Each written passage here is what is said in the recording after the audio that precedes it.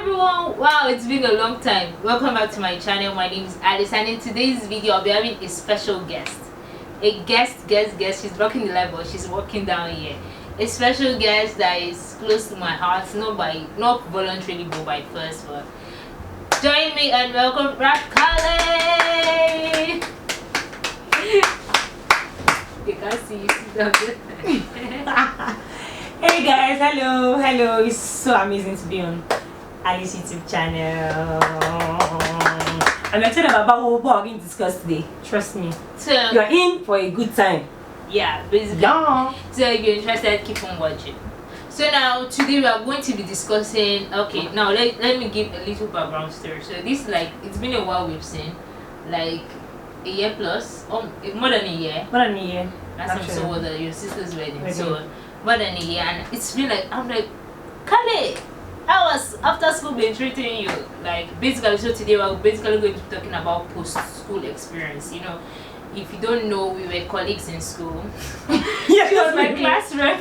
Yeah, and they stressed me. They joked me, but it's fine.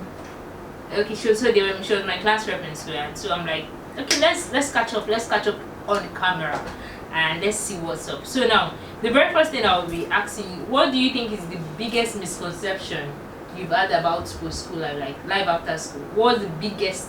You know, I know there are many misconceptions now. So what has been the biggest misconception for you? Okay, I think the biggest misconception would be you feeling like after school, you know, just for the medical people, internship or housemanship. After that, straight up service. After service, you get a job. You know, you have money, you get a car, get a house. You know, then wait for 1 month to come and marry you. Biggest misconception. Then for the guys, like the same thing. More like when you have money, you now have a car, you have a house, you're not gonna start finding who to marry. But apparently, that's not what happens. What happens? Alright, should I talk about what actually happened? Let's calm down. That's how I was waiting for you to ask your question. Calm down. So now we are basically going to be looking at different aspects now. So I want to start with the elephant in the room, basically. So the elephant in the room for most people is going to be the finance aspect. So now I'm saying, what's a misconception you actually, when it comes to finance, what's a misconception you thought maybe about in school, and like, do you understand? Yeah, I understand you. Well, for finances, the finances, yes. When you're in school, you know, all you have to deal with is, you know, lecture notes, photocopy, food you eat, and all of that. When you come out of school, you discover that if you had parents that used to like send money to you to do all of that, now it's more like you're on your own. That one is serious shock that you're actually on your own, and then you not discover that you have responsibilities. If you're a child that has a car, maybe your parents give you a car. Now all the car ish, you're the one that didn't be running it. Just so you know, you buy fuel for the car. You don't have cars. Yeah, you don't have cars. So you fix it, you fuel it, and all of that. Now let's talk about we that don't even have cars. What do we use our money on? First of all, you transport yourself. Anything you have to buy, your data subscription, clothes, your making of your hair, every single thing, it is your money. Nobody's going to give you money. Oh, take it. Okay, then daddy, please give me money. And that's not even all though. You know that now that you're out of school, you know there are some people that look up to you. That okay, sis Alice or sister Alice, you know, Auntie Kali, what's up now? What's going on? No, you have to wear like tip here and there, 5K here and there, 2K here and there. People start getting married. People start giving. Alice, Colette. People start getting married. Ashwebi. You just have to. I'm just like, where did this thing come from? I'm like, I don't know. Like how did our parents survive? How did they do it? It's a mystery. It's a mystery. Mystery. So it's one misconception. Like, I literally thought from after school I was gonna get a camera. I can be able to save up, get a camera. Please, I cannot even afford to buy memory card. Big memory. Alice, your hand is bad. Okay, that's it. Let's not dwell too much on this. So we're going to the next one, because if we dwell on finance, like I said, it's an elephant in the room. Joke. Basically. So now we're talking about time freedom. And when I'm saying time freedom, you know, in the sense that, you know, in school we're always like, there's no time for ourselves, you don't have time for yourself. True. And my perspective, I used to see all those people that used to always go out. I thought, okay, you can go to work, then have time to, you know, go out, hang out with friends. Apart from the money aspect of that, I feel you could hang out with friends after work. There's time for you to relationships and all that kind of thing. Basically, there's time. Like your time is yours after school, not like you want one lecturer call you. You people have class, you people have tests. That was what me I thought. So now, how's your time freedom been after school? Only God can save us. Like last night was Friday. Well, yesterday was Friday. Now everyone feel like, oh, you should go and chill. I'm tired. Auntie, I'm tired. I want to sleep. Like I want to like time is like it's like you're working, you're going to church for those who are Christians. You have maybe some gathering, maybe some meetings that maybe you are in a committee where you guys have to meet and all of that. Every opportunity I see, I just want to rest. I just want to sleep. Like have my time, and me having my time is like me just lying on my bed, playing music and just vibing. Or maybe just thinking about how better my life could be, or maybe just chatting with friends or catching up with my friends and all that. But I've discovered that even to hang out, I'm thinking when people tell me, oh, let's hang out, I'm like, do I have time for this? So basically now I have to like really really stream my time in a way that I can have time for work, I can have time for my God, I can have time for my friends, and I can have time for myself. It's actually really and like I've just gotten to the point where when I see people hanging out, I feel like there's a lot more that goes into it. Like there's a lot more intentionality that goes into it, because you have to be intentional about going out. The strength, it actually requires strength. Even for people who actually love going out, they have to be very intentional. Sometimes you wish you need more than 24 hours in a day. And the truth I've gotten to find out during this period is that we use a large portion of our time working for money. Like, please, if you're watching me, if you're working, calculate how many hours you spend in a day, like out of the daytime working. So most neutral times is 8 to 4. That's about 8 hours, and we have 12 hours of daylight. So you're using 8 hours of daylight to work, and probably 2 hours to probably prepare to go to work. Transporting, if you're in Lagos, let's just say the whole 4 hours. And let's not even forget the fact that you have parents to take care of. You have elder ones that You have if someone that lives exactly. If you have people you live with, maybe you stay with your family, like your parents or maybe your guardians. There's parts where you have to take care of them, where you have to be with them, where you have to like spend time with them, cook for them, clean for them, and all of that. Run errands. Those people can send you on errands. So that's the part of it. And even if you don't live with them, maybe sometimes they may want to like call you, oh, please help me. You get, so there's even time for family as well. So it's actually really not easy, and it's actually different from school. Yeah. Another thing I would like to talk about, what has stability been like for you? Like stability, but we've talked about finance. One thing I know about stability is that finance and stability is highly. This is stability. Stability is the tabletop. Finance is the legs. As far as I'm concerned. Actually. But I know there's stability inside of mental stability. There's emotional stability. There's being able to balance. Being able to balance work, church, like whatever you're juggling together. Being able to balance it, and you think, oh, once I leave school, I'll be able to, like, literally for me, let me be specific. I thought once I leave school, okay, I'll be doing med lab, I'll be doing photography.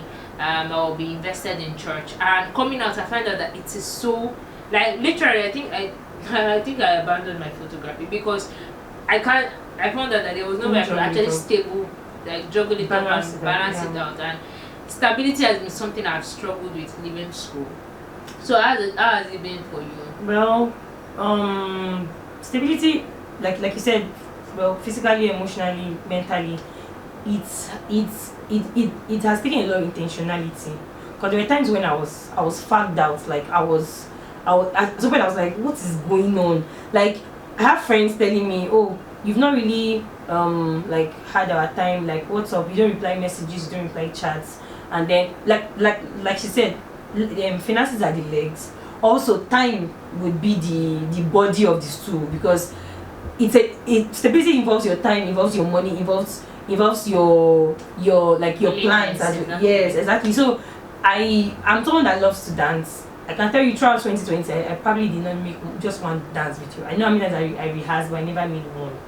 So that to show you that it's not just about, sometimes if you even need the ginger, the vibe to even want to do what you want to do, but when you look around you, there's really nothing to and then you just you get, so physically sometimes you don't even eat as much as you should. You shouldn't, like, you don't even take care of yourself as much as you should.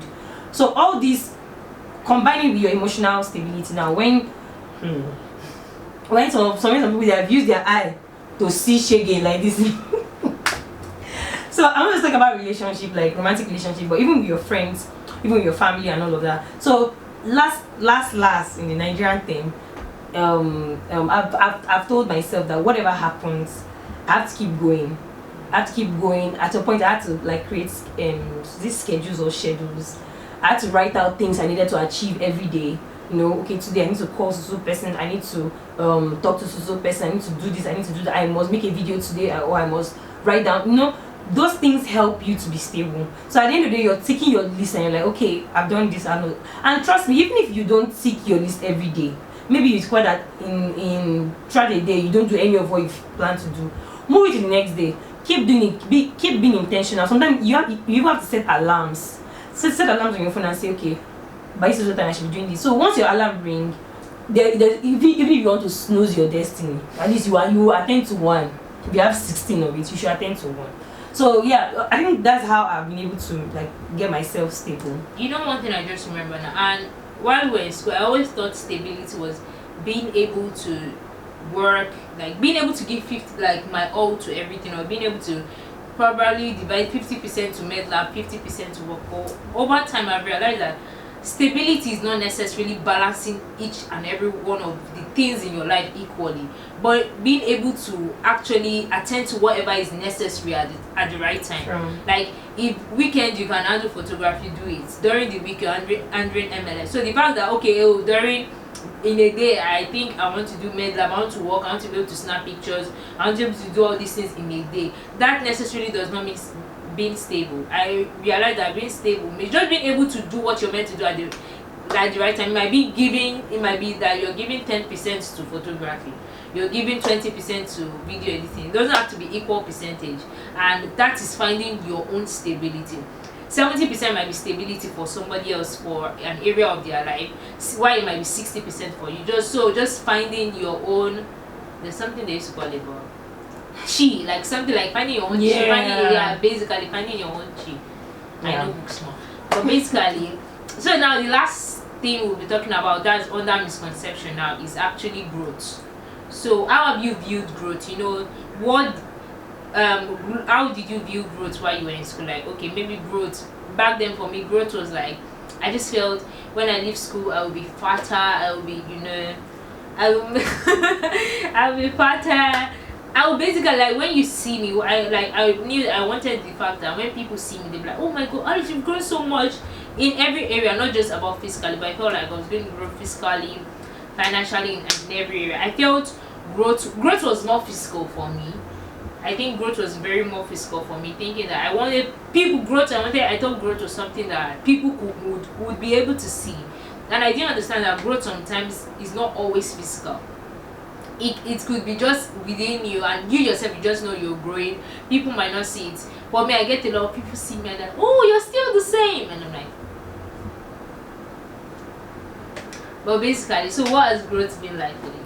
Well, like how we say now, growth, and this is growth. We still hate like growth. So growth has been all around for me.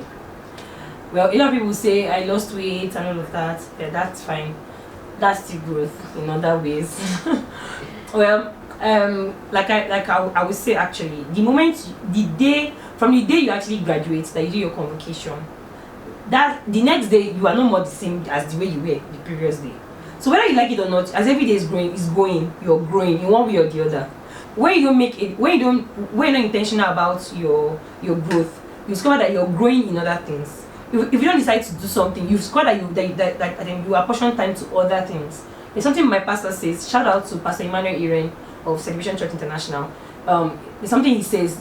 He says that when you don't decide to grow, when you feel like you don't have time for the Bible or have time for spiritual things, you discover that you have time for other things, because you are never idle. As much as you feel like you could be idle, there's something that is on your mind that you are thinking about. So you cannot be. God didn't create us to be empty or to be Stagnant. or stagnant. Yeah. So if you're not going to do something, it's called that you're having time for other things. For example, if you decide not to, for example, if you're like if a photographer, if she decides not to like keep learning photography and do her med lab things, it's called that she has time for that thing. Maybe talking to men, or maybe watching Instagram videos. You know, that is some form of good because maybe then you learn how to be listening to music, which I don't know how people learn. But the point is, you have time for other things. So you have to be very intentional about your growth after school, because not just your career I feel like it's not just your career that will help you. The other things you can learn that can make you better. I didn't learn dancing in school. I wasn't even in a dance group in school. But I discovered that this is something I really love and I'm growing in it. Thank God. Yeah. So yeah, growth for me has been all round. It has been spiritual. It has been emotional because I've learned.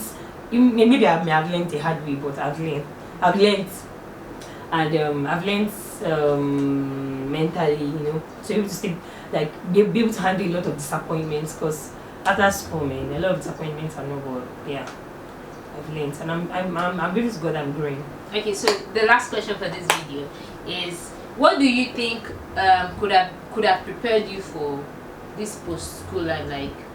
Like if something, like, have you ever thought that, okay, maybe if I've heard about this, I would have been prepared for what happened after school? If I've heard about this, I would have been prepared. Do you think there's something that could have prepared us for post school life? I put it to you that there would have been something. Yes, if you go to, shout out to me, Kali Ralph on IG. You can check me out on IG. I made a video, even though, well, it wasn't exactly so planned, so I pray you don't miss it. It should be like, you just see it there if you check my IG. I was talking about adulting, that I wish we were taught adulting in school. Like, let that be a course. Teach people responsibility, that after school, man, you're on your own, man. Teach them that that you get like you get to pay bills. Jobs may not come as fast as you plan. Delays can happen. Hey God, delays can happen. For we that study med lab now, medical students, shout out to you as well. People that have to go to, maybe to what's it called, for law students, law school.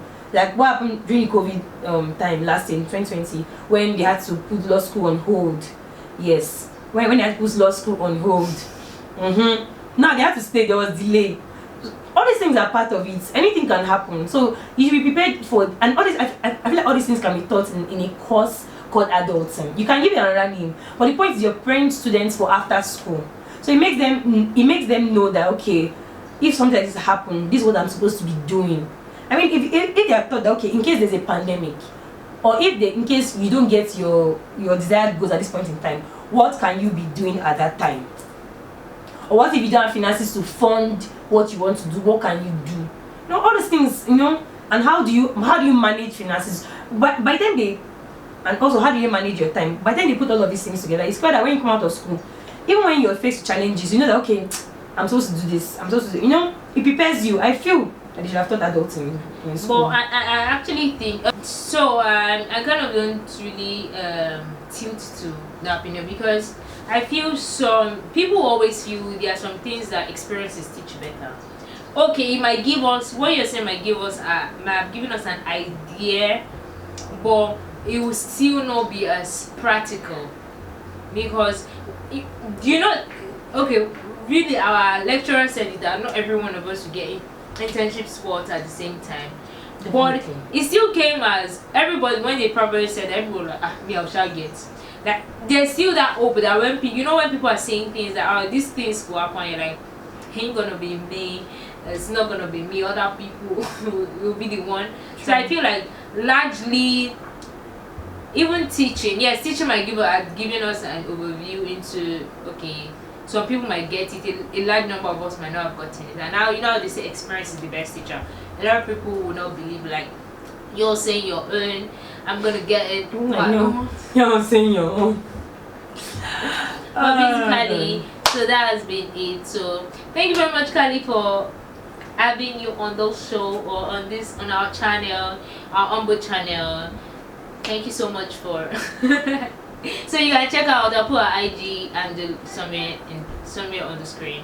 so you can check out. And then in the description box down below, she does amazing videos. I can't say about any other things, but dance videos, she does amazing dance videos. I do other videos well. That's the only thing I can actually stand for her. Thank you guys. Bye. Peace out.